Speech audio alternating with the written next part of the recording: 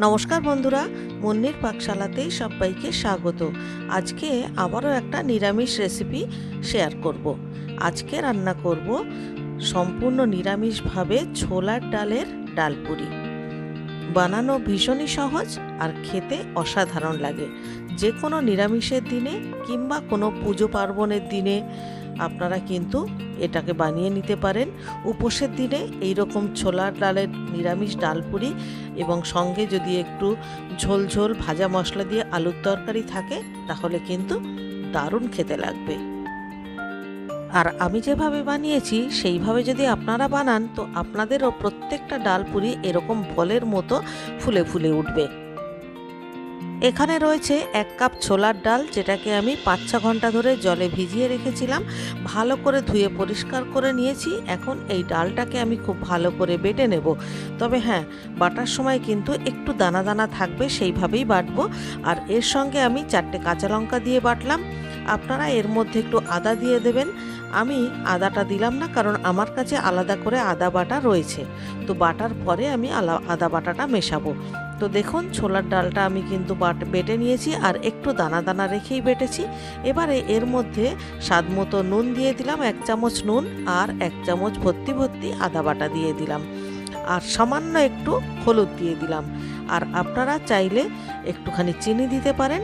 আমি অবশ্য একটুখানি হিং দিয়ে দিলাম, কারণ হিংয়ের ফ্লেভারটা এই কচুরিতে কিন্তু খুব ভালো লাগে। যেহেতু এটা নিরামিষ কচুরি, তো হিংটা কিন্তু অবশ্যই দেবেন। কড়াইতে 2 চামচ মতো তেল দিয়ে দিলাম। তেল গরম হয়ে গেলে সামান্য একটু পাঁচফোড়ন দিয়ে দিলাম। এরপর এর মধ্যে বেটে রাখা ডালটা দিয়ে দিচ্ছি। ভালো করে নাড়াচাড়া করে এবারে এই ডালটাকে কিন্তু আমাদেরকে একটু শুকনো শুকনো করে নিতে হবে। 2-3 মিনিট নাড়াচাড়া করবার পর ডালটা যখন বেশ খানিকটা শুকনো শুকনো হয়ে আসবে, তখন এর মধ্যে ভাজা মশলা দিতে হবে। আর এই ভাজা মশলা রয়েছে ধনে, জিরে, শুকনো লঙ্কা, মৌরি, সব কিছু ভালো করে শুকনো খোলায় ভেজে গুঁড়ো করে নেওয়া হয়েছে। এইটা হচ্ছে সেই ভাজা মশলা। এই ভাজা মশলার রেসিপি এর আগে আমি অনেকবার শেয়ার করেছি, তাই আজ আর শেয়ার করলাম না।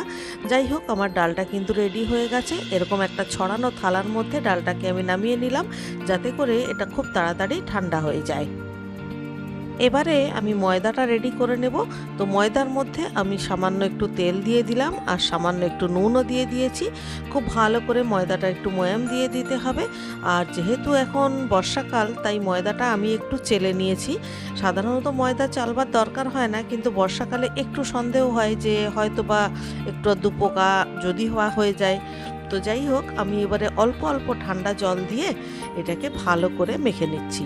তো দেখুন, বেশ টাইট করে আমি একটা ডো বানিয়েছি। এবারে ওপর থেকে আবারও কিছুটা সাদা তেল দিয়ে ভালো করে একটু ঠেসে নিয়ে এটাকে আমি ঢাকা দিয়ে রেখে দেব অল্প কিছু সময়ের জন্য।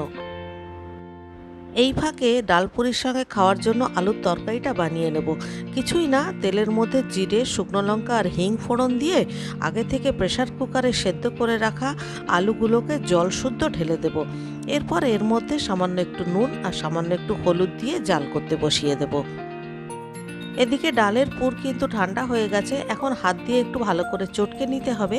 এরপর ছোট ছোট বলের মতো তৈরি করে নিতে হবে, তাহলে লুচির মধ্যে পুরগুলো দিতে খুব সুবিধা হবে। তো দেখুন, আমি 3-4টে বল বানিয়ে আপনাদেরকে দেখিয়ে দিচ্ছি। মানে আপনি ঠিক যে সাইজের পুরিটা বানাবেন সেই হিসেবে আপনি বলগুলো বানাবেন। এখন ময়দাটাকে আমি আরও কিছুক্ষণ ভালো করে মেখে নেব, কারণ ময়দা থেকে লেচি কাটার আগে ময়দাটা আরেকবার কিন্তু অবশ্যই মেখে নিতে হবে। এরপর আমি মোটামুটি একটু বড় বড় সাইজের লেচিগুলোকে বানিয়ে নিচ্ছি। এরপরে একটা একটা করে গোল করব। এরপর যে বলগুলো বানিয়েছি একটা একটা করে বল দেব, দিয়ে ভালো করে মুখটা সিল করে দিতে হবে। আর যেহেতু ভেতরের পুরটা শক্ত এবং শুকনো, তাই হাত দিয়ে একটু চেপে চেপে দিতে হবে, ঠিক যেন মনে হবে একটা প্যাড়ার মতো। এটা আপনারা মোটামুটি কম বেশি সবাই জানেন। ভালো করে মুখটা সিল করতে হবে আর হাতের তালুতে প্রেস করে একটু প্যাড়ার মতো বানিয়ে নিতে হবে। এদিকে আলুর তরকারি ঝোলটা ঘন ঘন হয়ে গেছে, এর মধ্যে আবারও একটু ভাজা মশলা দিয়ে দিলাম। ওই সেম ভাজা মশলাটাই আমি এখানে ব্যবহার করেছি। এবারে আলুর তরকারি নামিয়ে দিয়ে পুরিগুলোকে ভেজে নেওয়ার পালা। এবারে খুব সাবধানে পুরিগুলোকে বেলতে হবে, আর বেলার আগে হাতের সাহায্যে এরকম করে একটু চেপে চেপে একটু বড় করে নিতে হবে, মানে ফ্ল্যাট করে নিতে হবে। তাহলে দেখবেন ভেতর থেকে একটুও পুর বেরোবে না। আমি আবারও একটা বেলছি, দেখুন আমার কিন্তু কোনো জায়গা থেকে একটুও পুর বেরোচ্ছে না। 7-8টা বেলে নেওয়ার পর এবারে আমরা ডালপুরিগুলোকে ভেজে নেব। তার জন্য আগে থেকে কড়াইতে আমি বেশ খানিকটা তেল গরম করতে দিয়েছিলাম, আর তেল কিন্তু মিডিয়াম হিট হলেই এগুলো আমি ভাজতে শুরু করছি।